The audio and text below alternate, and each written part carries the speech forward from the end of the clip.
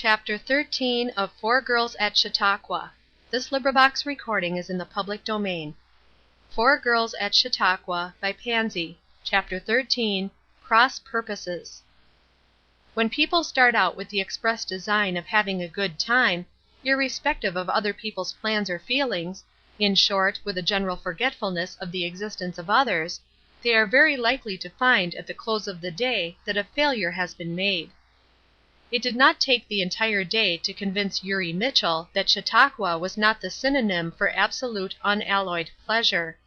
You will remember that she had detached herself from her party in the early morning, and set out to find pleasure, or, as she phrased it, fun. She imagined them to be interchangeable terms. She had not meant to be deserted, but had hoped to secure Ruth for her companion, she not having the excuse of wishing to report the meetings to call her to them. Failing in her, in case she should have a fit of obstinacy, and chose to attend the meetings, Eurie counted fully upon Flossy as an ally. Much to her surprise, and no little to her chagrin, Flossy proved decidedly the more determined of the two. No amount of coaxing, and Eurie even descended to the employment of that weapon, had the least effect. To be sure, Flossy presented no more powerful argument than that it did not look well to come to the meeting and then not attend it; but she carried her point and left the young searcher for fun with a clear field. Now fun rarely comes for the searching. It is more likely to spring upon one unawares. So, though Eurie walked up and down, and stared about her, and lost herself in the labyrinths of the intersecting paths, and tore her dress in a thicket, and caught her foot in a bog, to the great detriment of shoe and temper, she still found not what she was searching for. Several times she came in sight of the stand; once or twice in sound of the speaker's voice; but having so determinately carried her point in the morning, she did not choose to abandon her position and appear among the listeners, though sorely tempted to do so. She wandered into several side tents in hope of finding something to distract her attention, but she only found that which provoked her. In one of them a young lady and gentleman were bending eagerly over a book, and talking earnestly. They were interesting looking people, and she hovered near, hoping that she had at last found the children who would play with her, a remembrance of one of her nursery stories coming to her just then, and a ludicrous sense of her resemblance to the truant boy who spent the long, bright day in the woods, searching for one not too busy to play.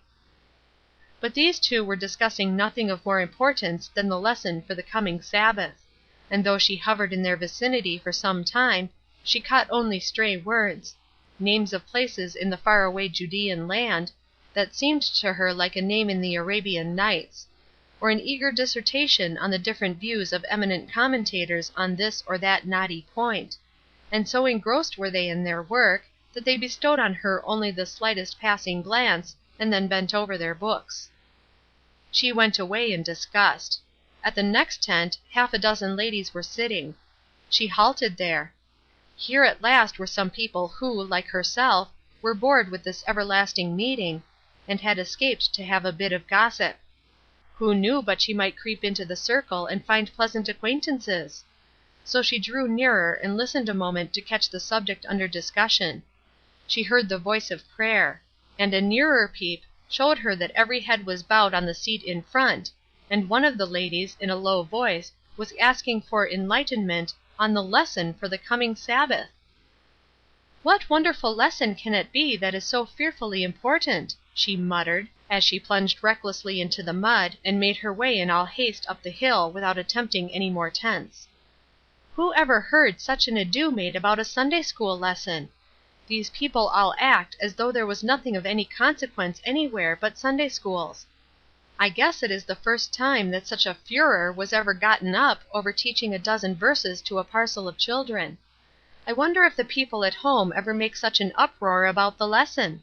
I know some teachers who own up, on the way to church, that they don't know where the lesson is. This must be a peculiar one. I wonder how I shall contrive to discover where it is? The girls won't know, of course. With all their boasted going to meeting, they know no more about lessons than I do myself. I would really like to find out. I mean to ask the next person I meet. It will be in accordance with the fashion of the place. Think of my walking down Broadway of a sunny morning, and stopping a stranger with the query, 'Will you tell me where the lesson is, please?'" And at this point Eurie burst into a laugh over the absurdity of the picture she had conjured. "But this is not Broadway," she said a moment afterward, "and I mean to try it. Here comes a man who looks as if he ought to know everything. I wonder who he is? I've seen his face a dozen times since I have been here. He led the singing yesterday. Perhaps he knows nothing but singing. They are not apt to.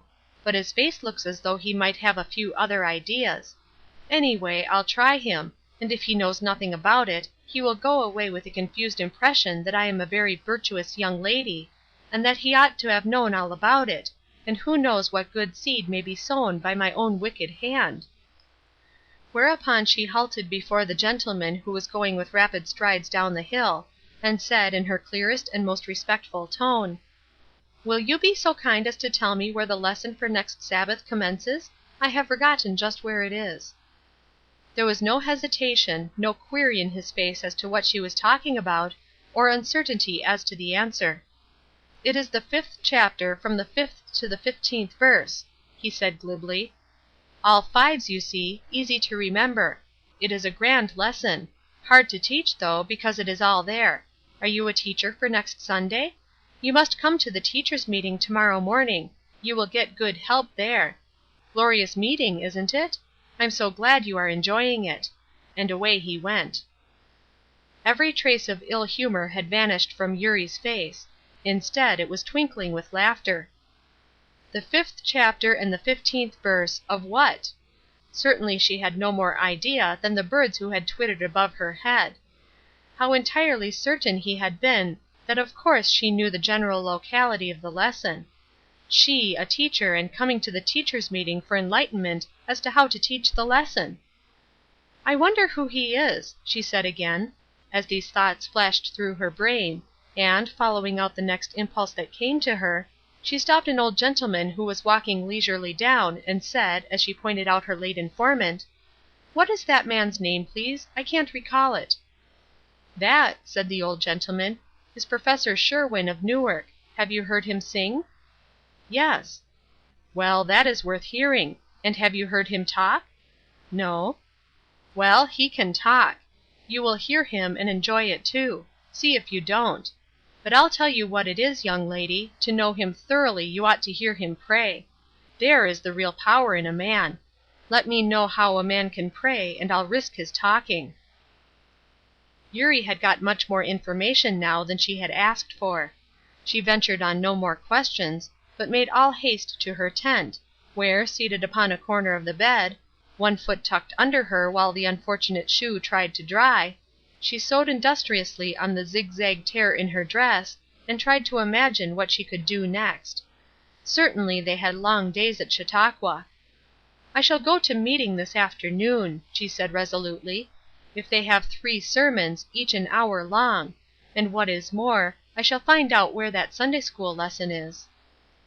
The next thing she did was to write a letter to her brother Nellis, a dashing boy 2 years her senior and her favorite companion in her search for pleasure.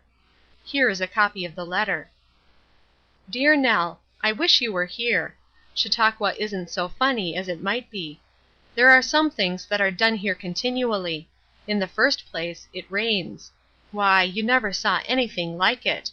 It just can't help it. The sun puts on a bland face and looks glowing intentions, and while you are congratulating your next neighbor on the prospect, she is engaged in clutching frantically after her umbrella to save her hat from the first drops of the new shower. Next, they have meetings, and there is literally no postponement on account of the weather. It is really funny to see the way in which the people rush when the bell rings, rain or shine. Nell, only think of Flossy Shipley going in the rain to hear a man preach on 'The Influence of the Press,' or something of that sort.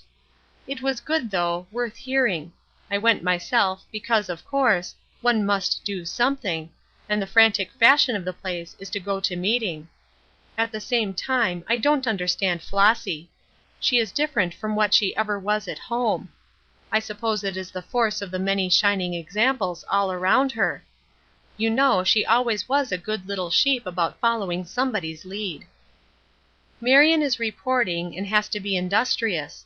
She is queer, Nell. She professes infidelity, you know, and you have no idea how mad she gets over anything that seems to be casting reproach upon Christianity, unless indeed she says it herself, which is often enough, but then she seems to think it is all right. Ruth keeps on the even tenor of her way. It would take an earthquake to move that girl. I have had the greatest fun this morning. I have been mistaken for a Sabbath school teacher who had the misfortune to forget at what verse her lesson commenced. You see, I was cultivating new acquaintances, and a Professor Sherwin gave me good advice. That and some other things aroused my curiosity concerning that same lesson, and I am going to find out where it is. Did you know that Sunday school lessons were such remarkable affairs? The one for next Sunday must comprise the most wonderful portion of Scripture that there is, for hundreds of people on these grounds are talking about it, and I stumbled upon a party of ladies this morning who were actually praying over it. Another thing I overheard this morning, which is news to me, that all the world was at work on the same lesson. That is rather fascinating, isn't it, to think of so many hundreds and thousands of people all pitching into the same verses on Sunday morning. It is quite sentimental, too, or capable of being made so, for instance, by a great stretch of your imagination. Suppose you and me to be very dear friends, separated by miles of ocean, we will say, and both devoted Sabbath school teachers. Isn't that a stretch now? Such being the astonishing case, wouldn't it be pleasant to be at work on the same lesson? Don't you see? Let's play do it. You look up the lesson for next Sabbath, and so will I. Won't that have all the charm of novelty? Then give me the benefit of your ideas acquired on that important subject, and I'll do the same to you. Really, the more I think of it, the more the plan delights me. I wonder how you will carry it out. Shall you go to Sunday school? What will the dear doctor say if he sees you walk into his Bible class? I really wish I were there to enjoy the sensation. Meantime, I'm going to look up an altogether wonderful teacher for myself, and then for comparing notes. My spirits begin to rise. They have been rather damp all the morning, but I see fun in the distance. We are to have a sensation this afternoon in the shape of a troupe of singers called the Tennesseans, negroes, you know, and they are to give slave cabin songs and the like. I expect to enjoy it thoroughly, but you ought to see Ruth curl her aristocratic nose at the thought.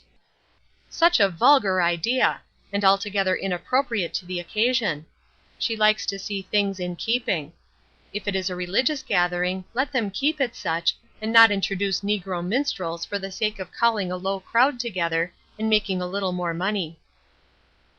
Marion, too, shoots arrows from her sharp tongue at it, but she rather enjoys the idea, just as she does every other thing that she chooses to call inconsistent when she happens to be the one to discover it, but woe to the one who comments on it further than she chooses to go.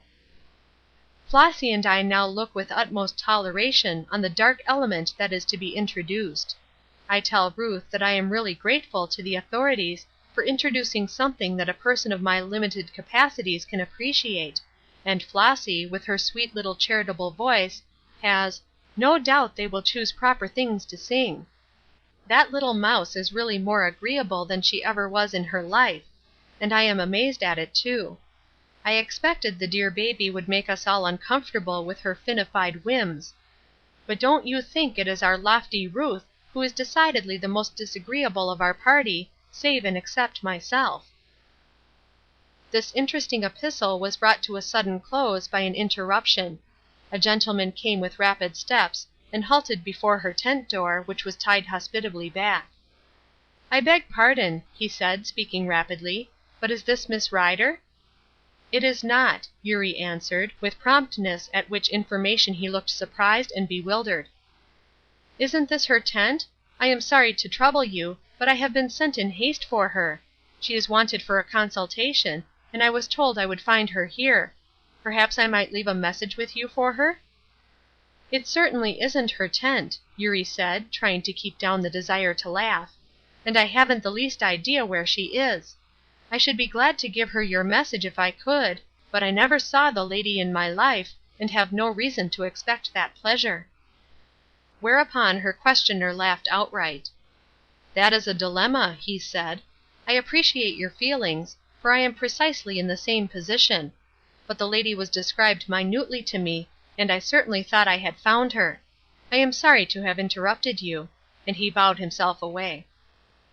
A new curiosity seized upon Eurie, the desire to see Miss Rider.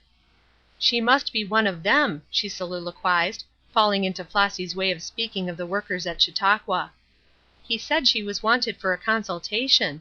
I wonder if she can be one of those who are to take part in the primary exercises? She must be young for such prominent work if she looks like me. But how would he know that since he never saw her? It is very evident that I am to go to Sunday school next Sabbath anyhow, if I never did before, for now I have 2 items of interest to look up: a lesson that is in the 5th chapter, from the 5th to the 15th verse of something, and a being called Miss Rider." So thinking, she hastily concluded and folded her letter, ready for the afternoon mail, without a thought or care as to the seed that she had been sending away in it, or as to the fruit it might bear, without the slightest insight into the way she was being led through seeming mistakes and accidents up to a point that was to influence all her future. Chapter 14. Recording by TriciaG.